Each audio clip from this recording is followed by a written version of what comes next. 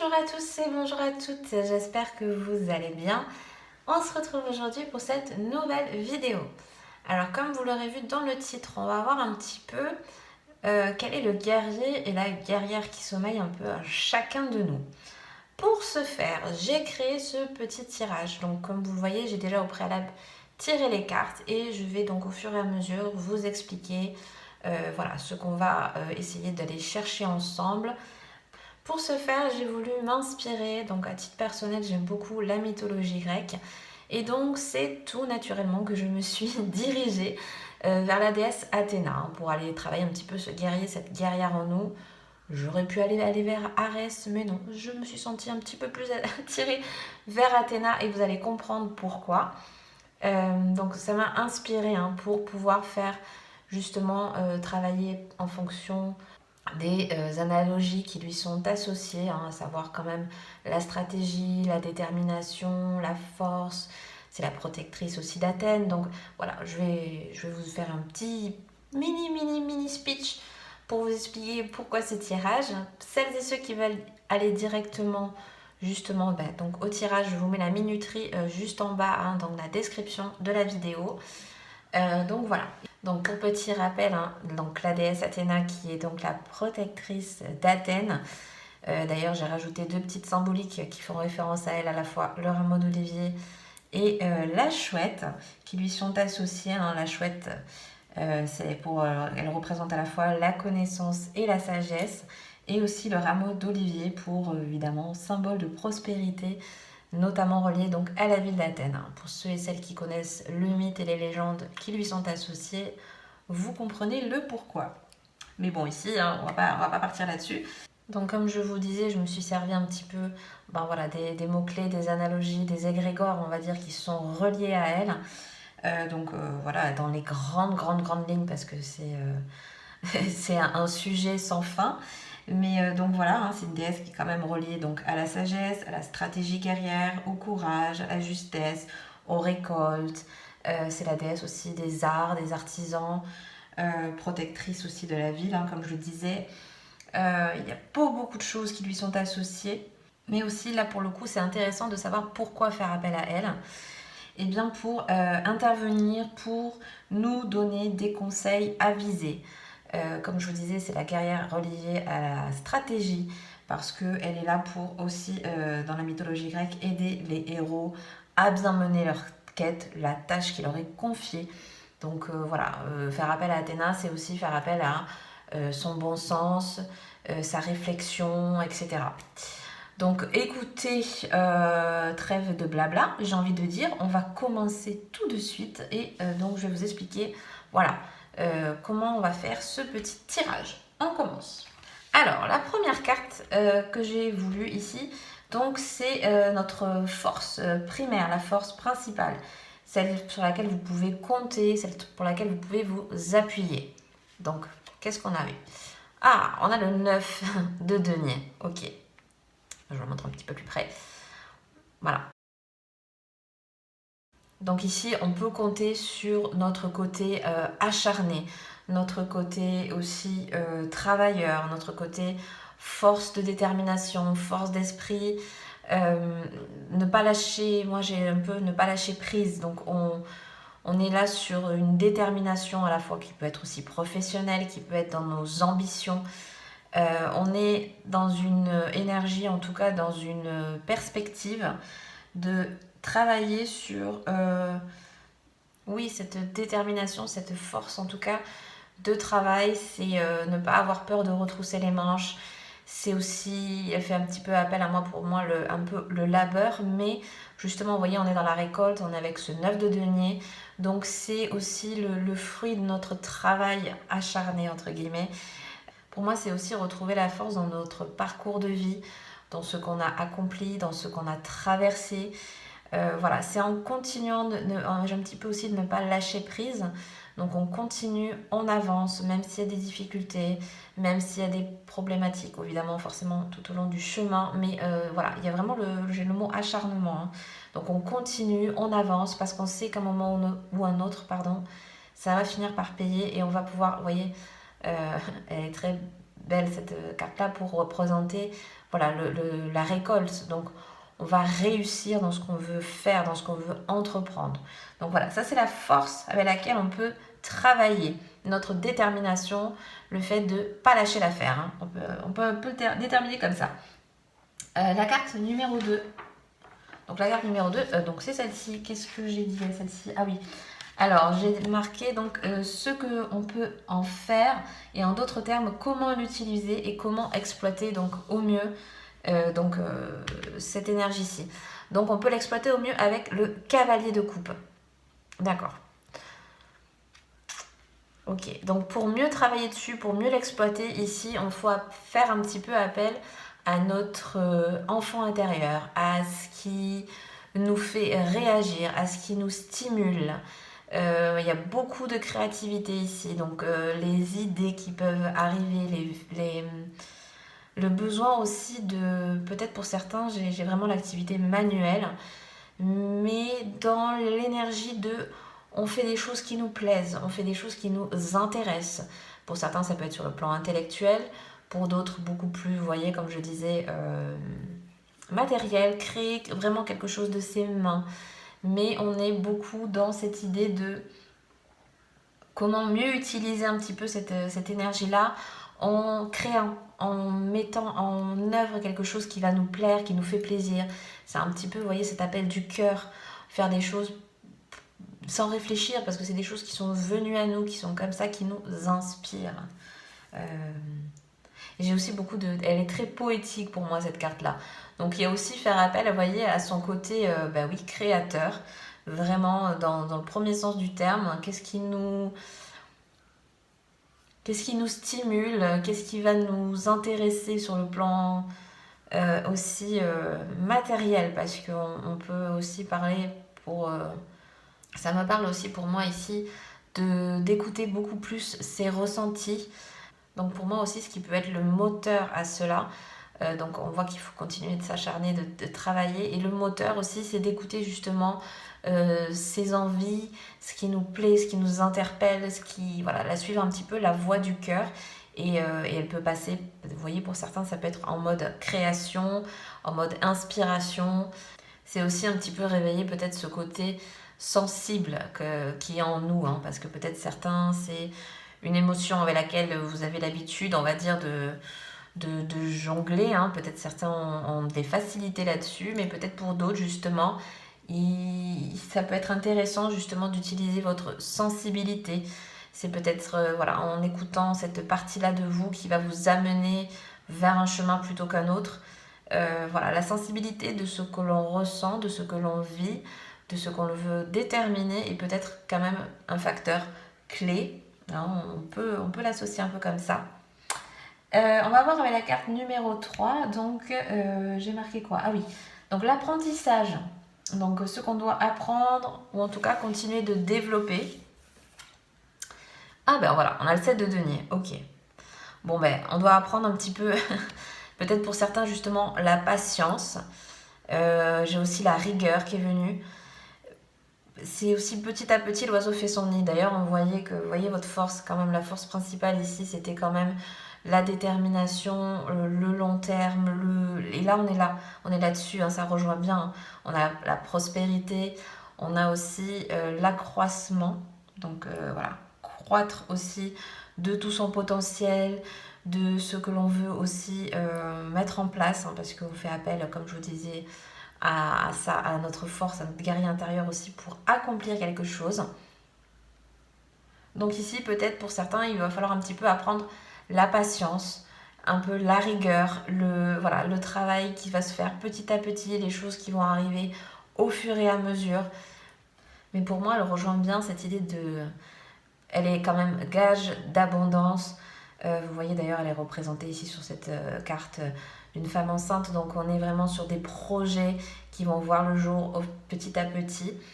Et pour moi, c'est de manière très construite, très, ben oui, vous voyez, stratégique. On est, voilà, on est en plein dedans. Hein, la guerrière stratégique, elle ressort bien à la fois avec donc ce 7 de denier et aussi, donc on ne le voit plus, alors le 9 de denier par ici. Donc c'est bien une énergie qu'il faut voilà, exploiter, travailler sa rigueur, sa patience. On va voir la carte numéro 4. Donc pour les ambitions, les déterminations et les enjeux. Alors, quels sont-ils? Bon, on a la carte des amoureux, ici. D'accord, bon. Alors, pour moi, les ambitions, ici, elles sont un peu en demi-teinte. Les amoureux font appel aussi au choix. Elles font appel aux choses qui sont déjà concrètes, pragmatiques, pour moi aussi. C'est gage d'association, c'est aussi gage d'engagement. Donc les ambitions et aussi, donc justement, vous voyez, peut-être les enjeux en ce moment pour vous, ça va être aussi dans quel engagement je veux m'accomplir, vers quelle direction je veux aller, comment je veux exploiter tel ou tel projet, idée, ambition. Voilà.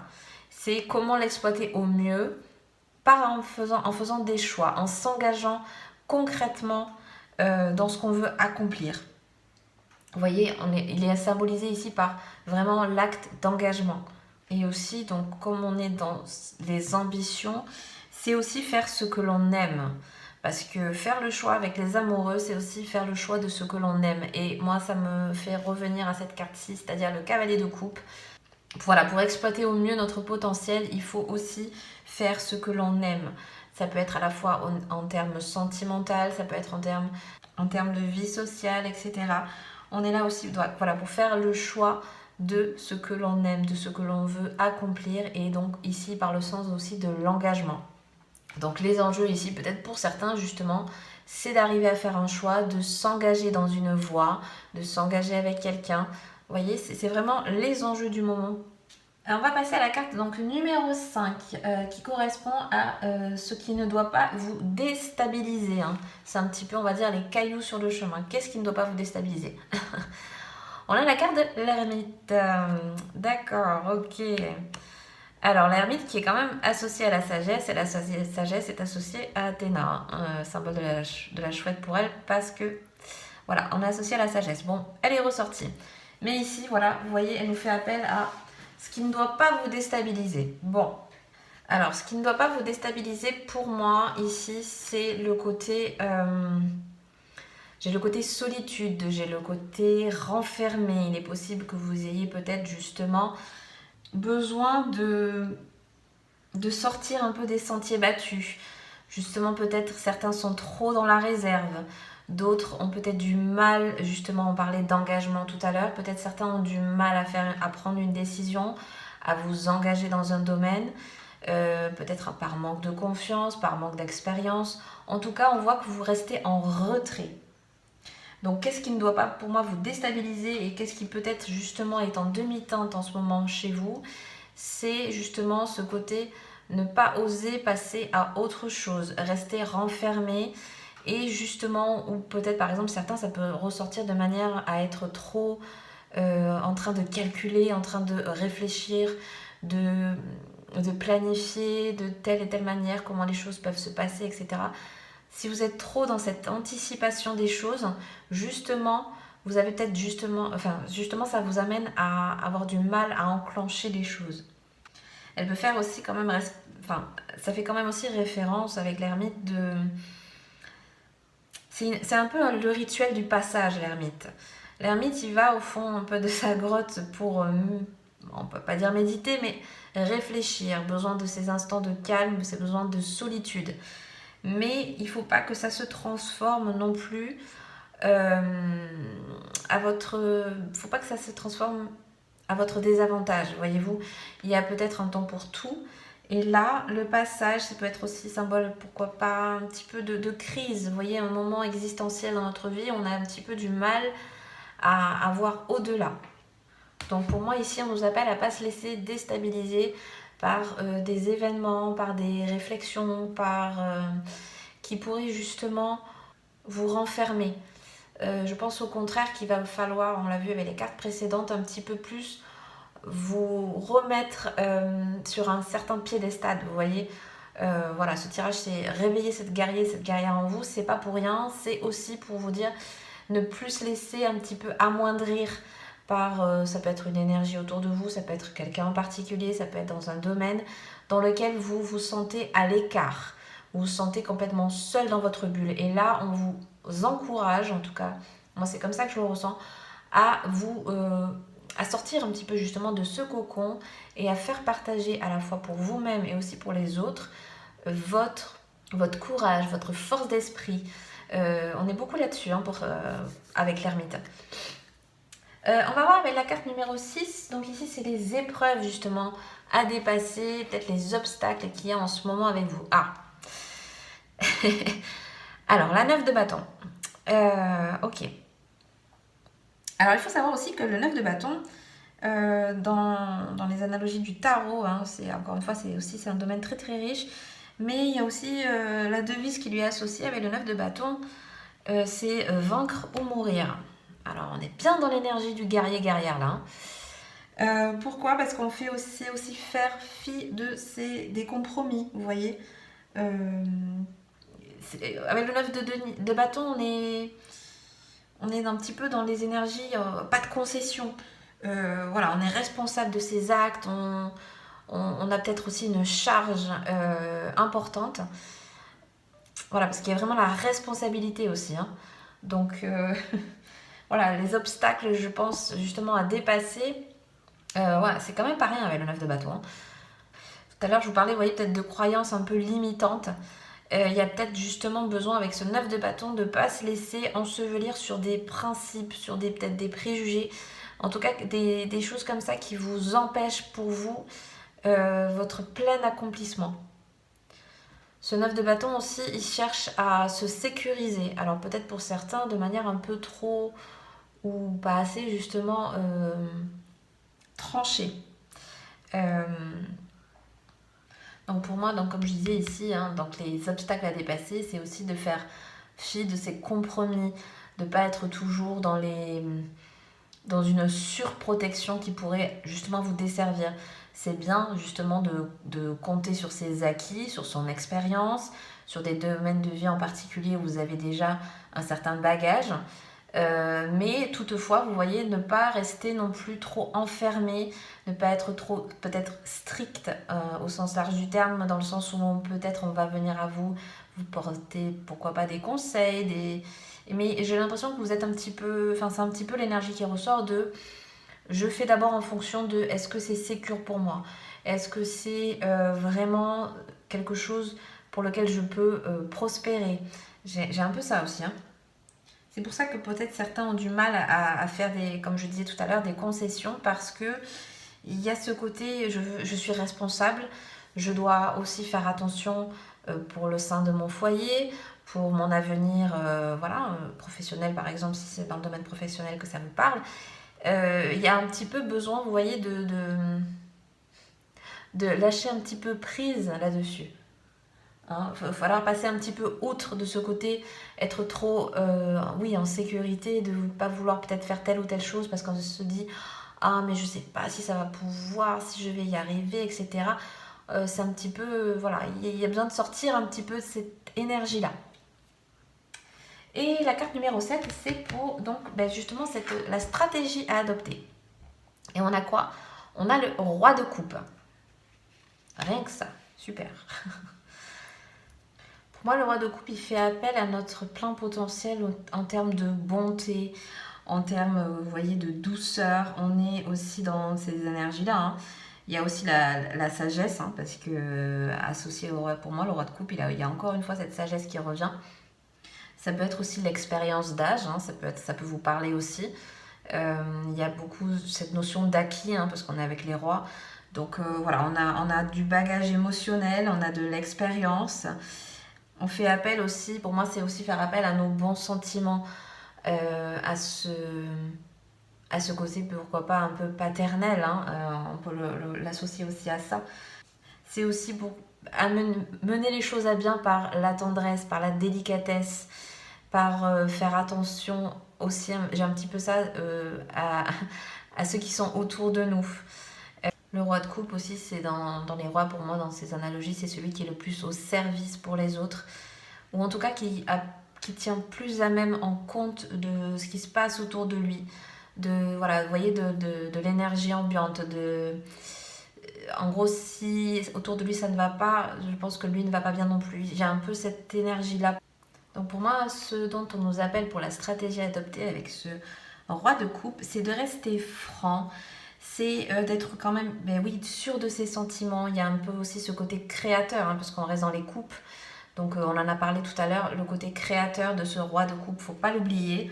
Ça appelle beaucoup à la créativité aussi. Et puis, comme je le rappelais aussi, il y a un peu ce côté protecteur. Avec le roi de coupe, on veut, vous voyez, on y revient hein, encore un petit peu avec ce 9 de bâton. Donc on a besoin peut-être de se sentir à même, d'être bien entouré, de bien faire les choses. Voilà, il y a ce côté quand même protecteur qui ressort beaucoup. Donc c'est aussi peut-être faire appel à un positionnement beaucoup plus serein, être beaucoup plus maître de ses émotions. Moi je le ressens beaucoup comme ça. À partir du moment où je pense qu'on est maître de ses émotions, qu'on va suivre son instinct, qu'on va suivre un petit peu cette créativité qui nous entoure et qui justement est là pour nous apporter, vous voyez, ce petit air frais, ce petit parfum qui fait du bien, qui a un petit moment aussi de ressources, de faire appel à ce qu'on ressent au fond de soi. C'est quelque chose qui va justement nous permettre d'évoluer et d'être adapté justement au mieux pour affronter les petits aléas de la vie, le côté qu'on a besoin justement chez nous de développer pour justement acquérir un peu cette force-là. Pour moi, elle passe pas mal, c'est vrai, avec ce roi de coupe, c'est intéressant de le travailler comme ça. Donc je vais m'arrêter là pour aujourd'hui. J'espère que ce tirage vous aura plu et parlé. Si c'est le cas, n'hésitez surtout pas à mettre un petit like, à vous abonner si le cœur vous en dit. Si je vois que ce type de tirage vous plaît, pourquoi pas par la suite, je pourrais en faire d'autres. Donc écoutez, voilà, je vous dis à très très bientôt dans une prochaine vidéo. Bye bye!